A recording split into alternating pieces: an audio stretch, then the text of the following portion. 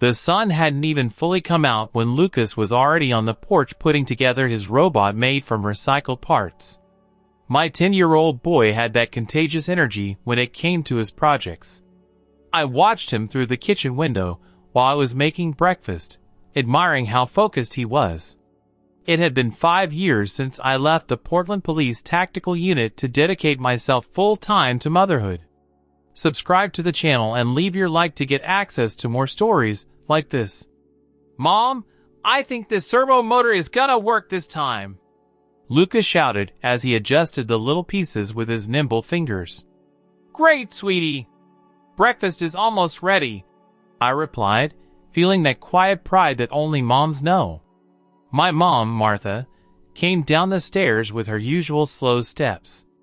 At 75, she still had that sharp look that could spot trouble before it even happened.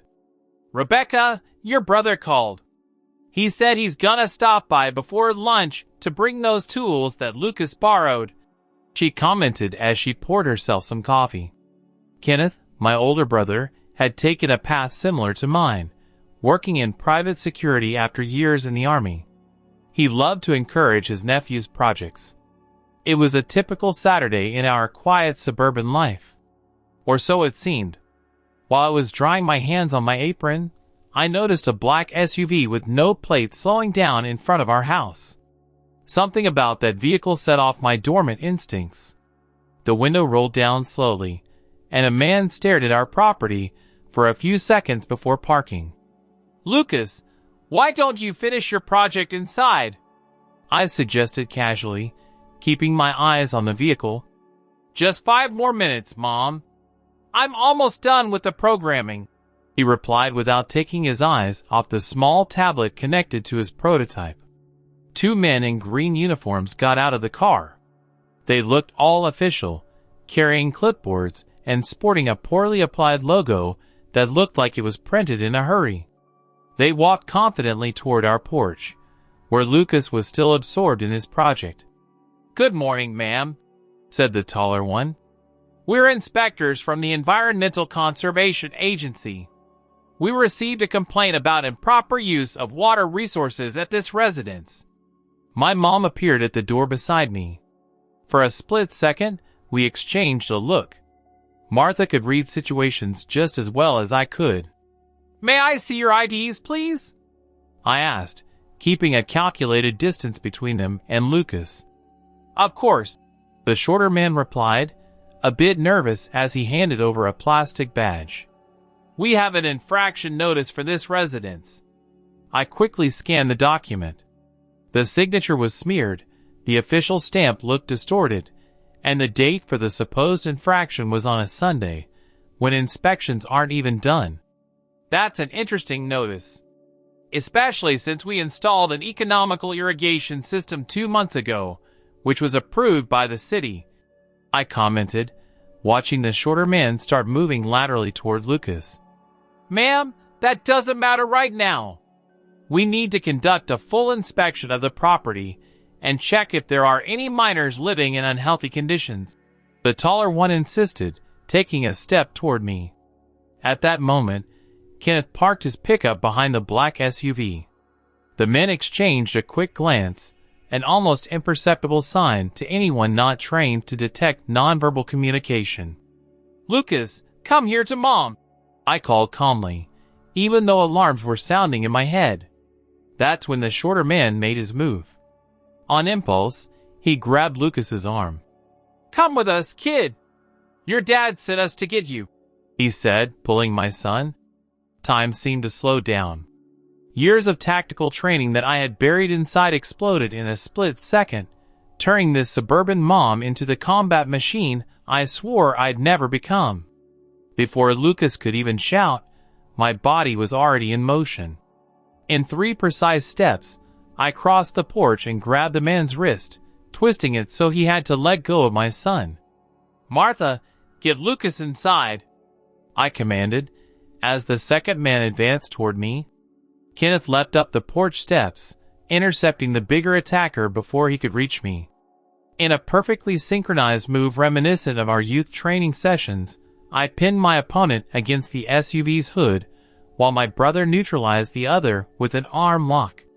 "You picked the wrong house," I whispered in the faux inspector's ear, keeping him immobilized with a technique I hadn't used in years, but my body remembered perfectly.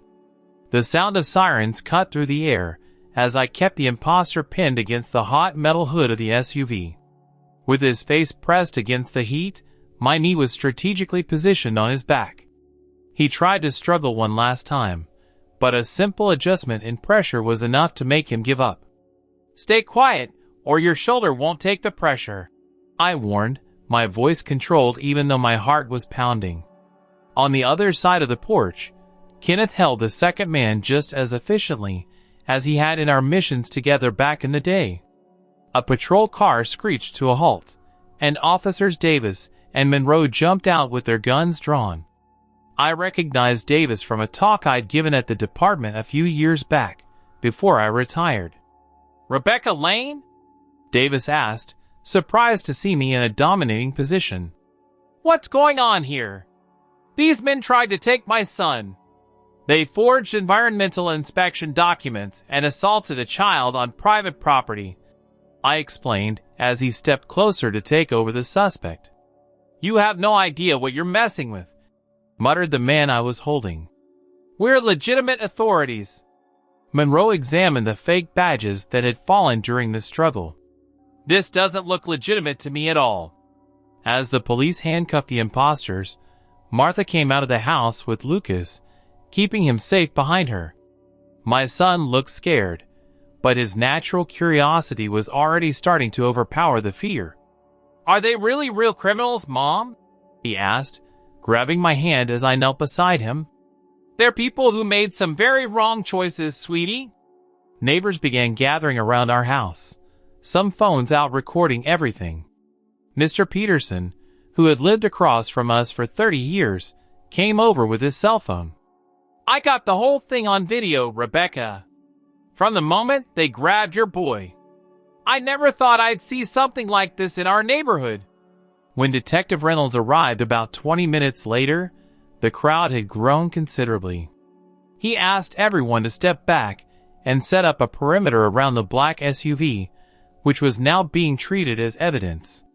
"We need to examine the vehicle," Reynolds explained after hearing my initial account. "Does anyone mind waiting out here?" Kenneth stayed by my side while the investigators searched the car. The detective's face gradually changed as he went through the items found in the trunk. "Ma'am Lane, could you come here for a moment?" "Just you, please," he asked in a tone that immediately made me worried. In the trunk of the SUV, organized in plastic folders, were documents with photos of at least 12 children, including Lucas.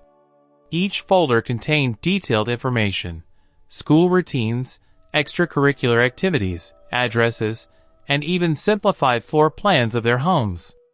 "This wasn't about opportunism," Reynolds explained, showing me a list of names. "Your son had been watched for weeks, maybe even months. And he isn't the only one. We found containment equipment, pediatric sedatives, and fake documents from various agencies." I felt a chill run down my spine realizing just how calculated the operation was. "They mentioned Lucas' dad. As if they knew him. It's part of their method," Reynolds explained. "They use basic info from social media or simple observation to gain temporary trust. Enough to create confusion and get the child." I returned to my family while the police processed the scene. Lucas now seemed more curious than scared, while Kenneth tried to explain the situation in a way that wouldn't traumatize him even more. "Why were they trying to take me?" Lucas asked, his smart eyes searching for answers I didn't want to give. "Some people do bad things for money, kiddo. But the important thing is that we're all okay, and they got caught." Later that night, after Lucas finally fell asleep following hours of processing the events, Reynolds came back with news that made my blood run cold. "We've identified the suspects. Both have ties to a kidnapping and extortion ring that operates in Oregon, Washington, Idaho, and Montana. They forge credentials from various agencies, environmental, social services, electrical inspections, to gain access to homes. Martha served some coffee, while the detective continued explaining. They specifically target middle-class families in stable neighborhoods. They usually go after children whose parents are separated or absent, creating confusion about who really has the authority to pick up the minor. Lucas doesn't fit that profile, I observed. I'm a single mom, but his dad was never in the picture. They adapt their approach as needed, Reynolds explained. In your case, they figured that the kid was often alone on the porch and saw an opportunity. They didn't expect to find someone with your background. Kenneth let out a bitter laugh. They definitely chose the wrong house. Absolutely, agreed Reynolds as he showed us his tablet. And it's drawing a lot of attention. On the screen, the video recorded by Mr. Peterson had already clocked over 200,000 views. The image of a suburban mom expertly pinning down a kidnapper while protecting her child went viral in record time. The comments ranged from admiration to disbelief. Ex-tactical agent shows what happens when you mess with her kid. Mom Bear has special training. The kidnapper gets a painful lesson. When crime picks the wrong victim, Mom takes down 2 kidnappers in Portland. I closed my eyes for a moment, absorbing this new reality. My past, which I had kept hidden for years, was now on full display for the whole country to see. Is this gonna affect the investigation? I asked, worried about the implications. Actually, it's helping, Reynolds replied.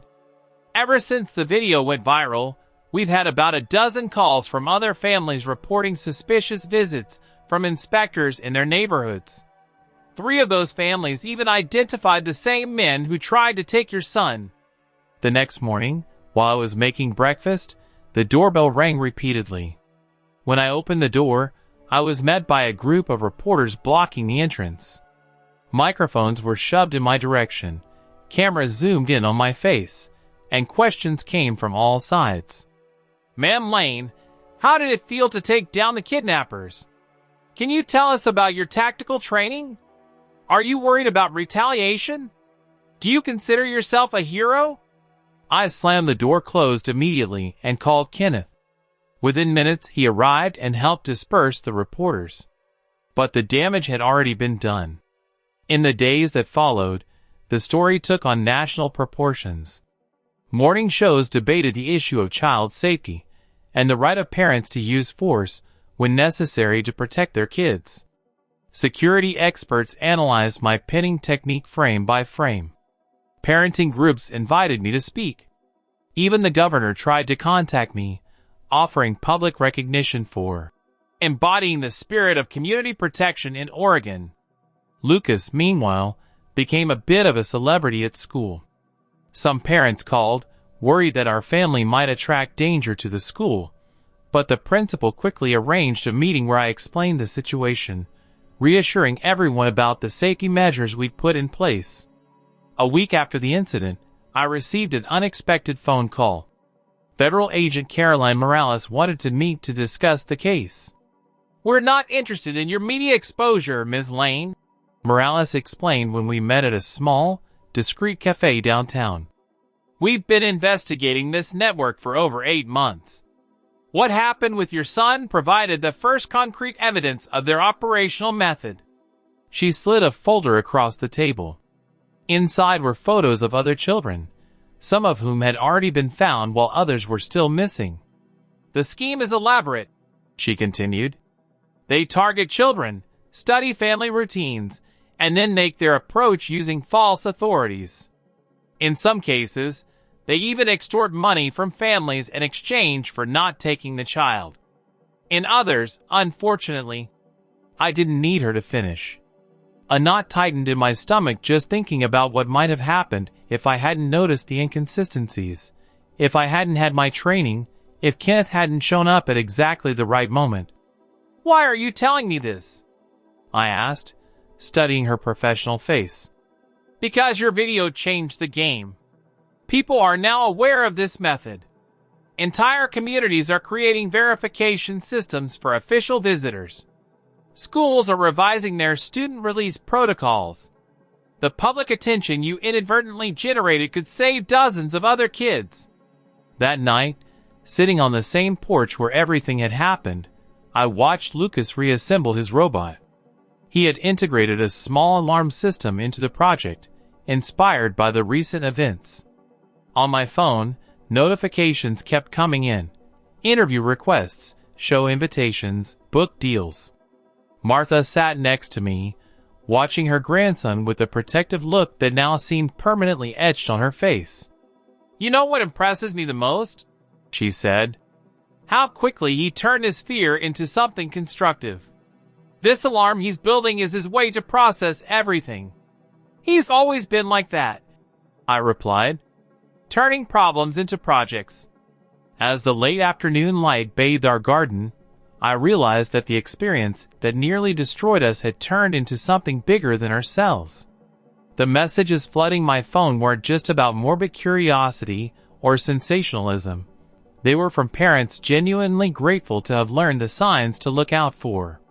Maybe, I thought while watching Lucas work, this was something I could embrace. Not the unwanted fame, but the opportunity to use my experience to help other families. To turn our moment of terror into knowledge that would protect other children. The investigation unfolded like a domino effect in the following weeks.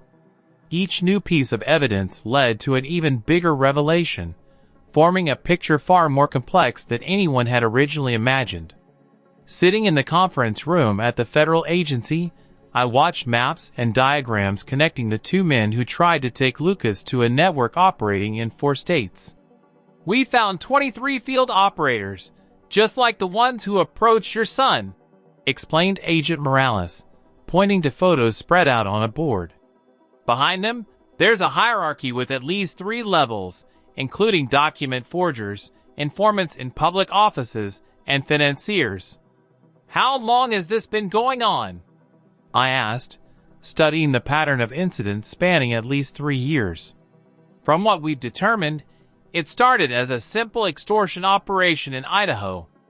They'd threaten families by claiming to have proof of home or environmental violations and demand payments to resolve the issue administratively. When they realized that kidnapping kids got results faster, they expanded to that model."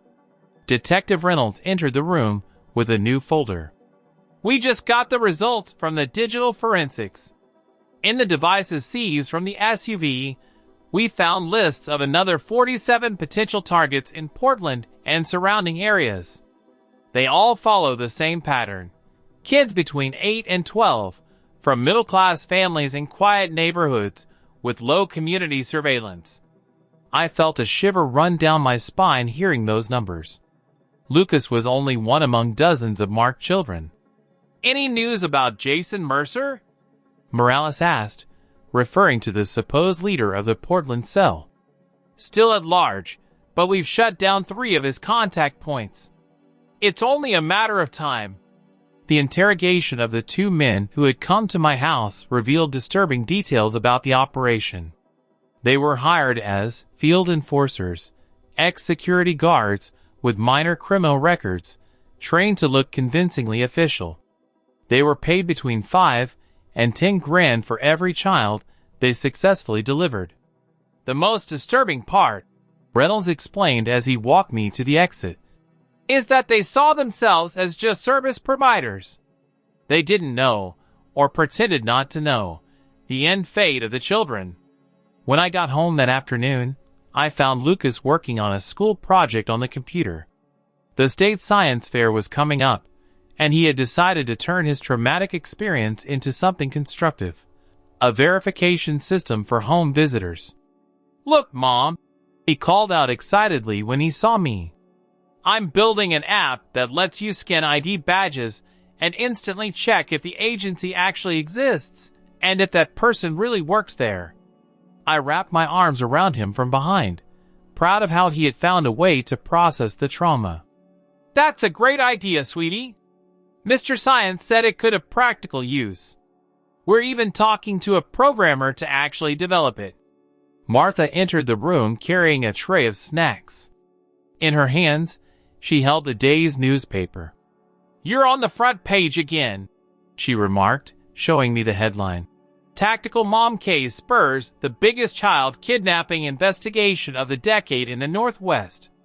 I sighed, already tired of the constant attention. In the 3 weeks since the incident, I had turned down dozens of interviews and public appearances. I didn't want to be the face of that story. My only concern was making sure other families were safe. "The federal prosecutor called," Martha continued. "She said she'll need your formal testimony for the grand jury next week." That night, while helping Lucas get ready for bed, he surprised me with a question. "Mom, do you think I'll still have nightmares after all the bad guys are caught?" I sat on the edge of his bed, searching for honest but reassuring words. "Nightmares will fade over time, kiddo. They don't just disappear all at once, but they get weaker until one day you realize you haven't had one for weeks." "How do you know?" he asked. "Because I had mine too," I admitted. "In my old job, I saw some tough things, and sometimes they'd come back in my dreams." He thought for a moment. "What helped you get better?" "Building something new. Like what you're doing with your project. Turning fear into something useful." The next morning, I got an unexpected call from Lucas' school principal. The news was surprising. Some parents had requested that I give a talk about child safety and recognizing suspicious behavior. "At first, some parents were worried about all the attention the case brought," the principal explained. "But now they see that your knowledge can actually protect other kids." Reluctantly, I agreed. The next week, in front of a room full of anxious parents, I shared my experience, not as the viral hero the media had made me out to be, but as a mom concerned with practical child protection. "The main warning sign is the false sense of urgency," I explained. "Imposters create fake emergencies. They insist you need to make an immediate decision without checking things properly. Legitimate public officials will always let you verify their credentials and rarely approach kids directly." As I spoke, I noticed attentive faces, some taking notes, others nodding in understanding. A mom in the first row raised her hand. "2 weeks ago, a man tried to come into our house claiming to work for the gas company. Thanks to your video, I demanded full verification. He left in a hurry and never came back." Other similar stories emerged. The pattern was clear. What happened to us alerted an entire community. Families were more vigilant, neighborhoods formed watch groups, and schools updated their protocols. The federal investigation moved quickly in the following weeks. Jason Mercer was caught trying to cross the border into Canada. With his arrest, new names surfaced, leading to arrests in Seattle, Boise, and Helena. The network, which had been operating for over 3 years, was beginning to crumble.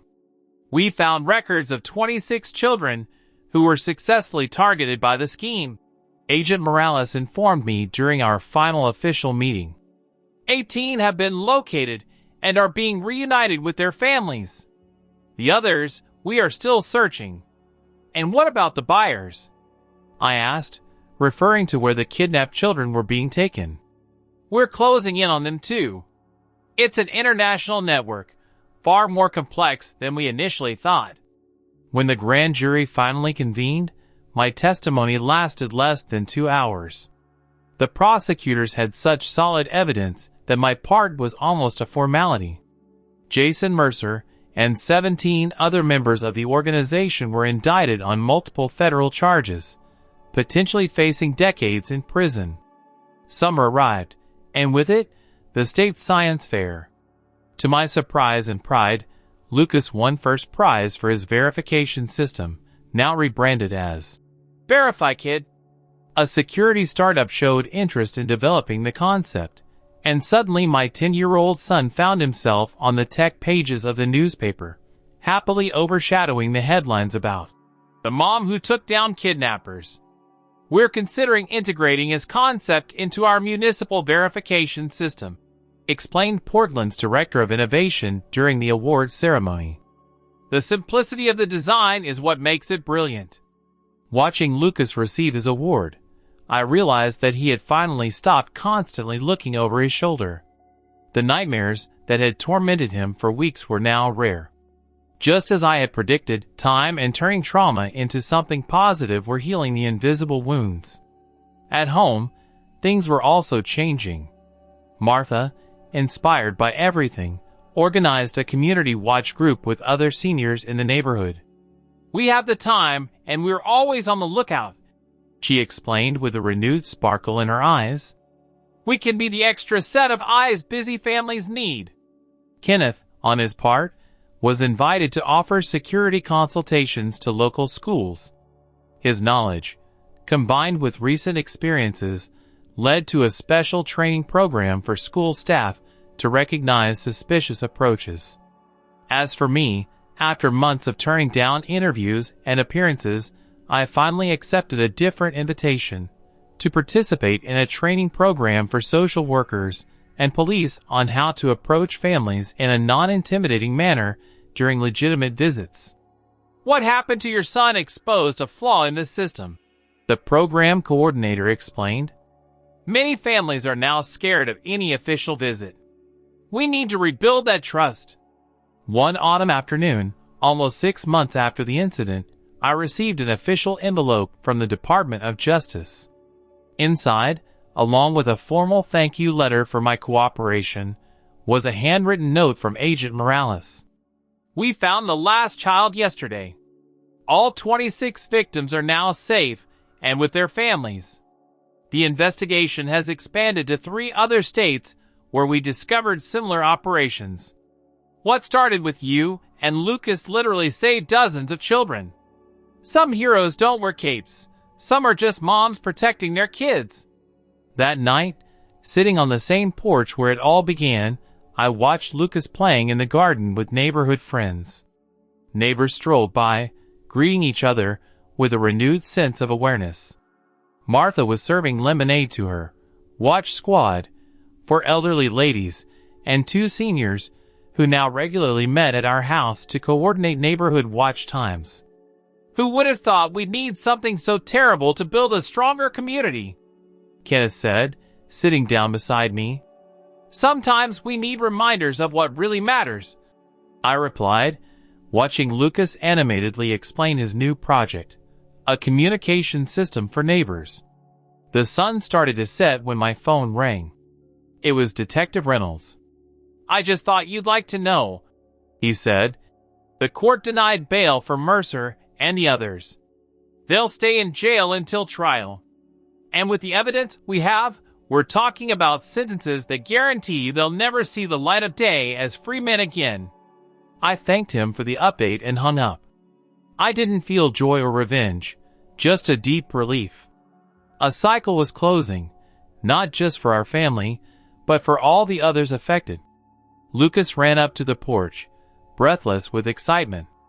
"Mom, the state university wants me to present VerifyKit at the Child Safety Symposium.